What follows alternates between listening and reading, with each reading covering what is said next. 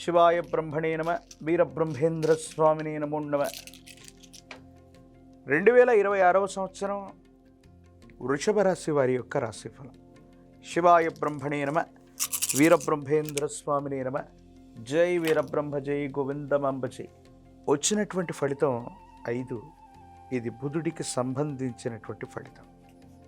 వృషభ రాశి జాతకుల యొక్క జీవన గమనంలో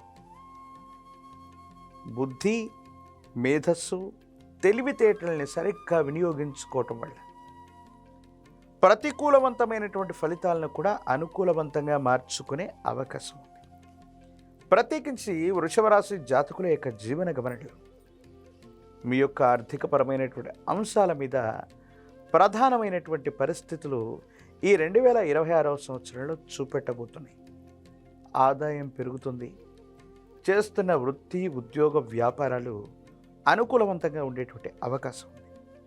అయితే కార్యాలయంలో మీరు పనిచేసేటువంటి చోట అంతర్గతంగా ఉన్నటువంటి కలహాలు అవ్వచ్చు, అభిప్రాయ భేదాలు అవ్వచ్చు, రాజకీయాలు అవ్వచ్చు, మిమ్మల్ని ప్రభావితం చేసేటువంటి అవకాశం ఉంటుంది. కాబట్టి మీరు పనిచేసే కార్యాలయంలో ఉన్నటువంటి సమస్యల్ని సత్వరంగా పరిష్కారం చేసుకోవటం వల్ల మీ కెరియర్లో చాలా ఉన్నతమైనటువంటి స్థితిగతులకి మీరు తప్పకుండా వెళ్ళేటువంటి అవకాశం ఉంది.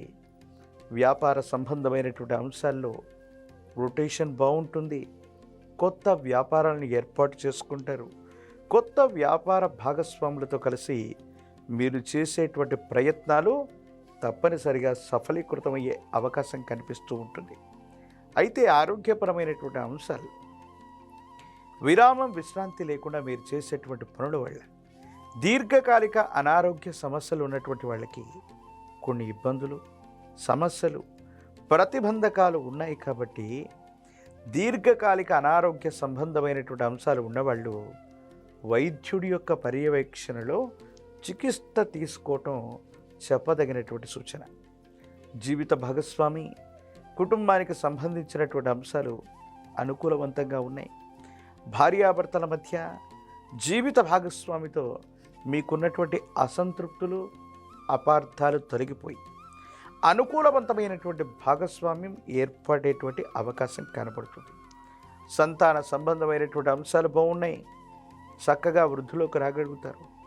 వారికి